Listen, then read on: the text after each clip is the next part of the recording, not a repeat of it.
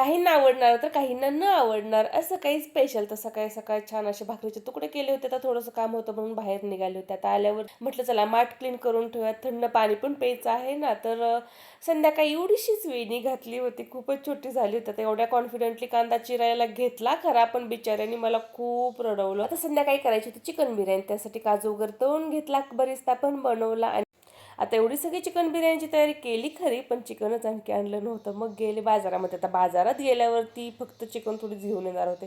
थोडासा भाजीपाला पण आणला आणि 20 रुपयाला 4 लिंबू घेऊन आले होते. आणि 2 दिवसापूर्वी 10 रुपयाला असणारे कोथिंबीरचे गड्डे आज मी 25 रुपयाला घेऊन आले होते. असं आता इथे चिकन बिर्याणीची मी तयारी करायला घेतली होती. इथे चिकन मॅरिनेट वगैरे करून ठेवलं. आता चिकन मॅरिनेट करायला जरा उशीरच झाला होता, पण अर्धा तास जर चिकन व्यवस्थित मॅरिनेट झालं तरी छान बनते बिर्याणी.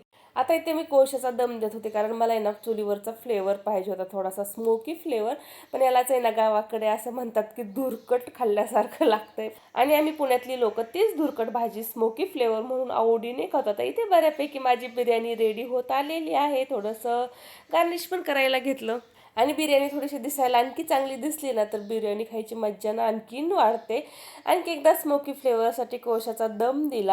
आणि अशी काही तयार झाली चिकन दम बिर्याणी. आता ही कशी झाली आहे तुम्हाला यांच्या एक्सप्रेशनवरूनच कळेल. चला तर मग आजचा व्लॉग कसा वाटला नक्की कमेंट करा. आणि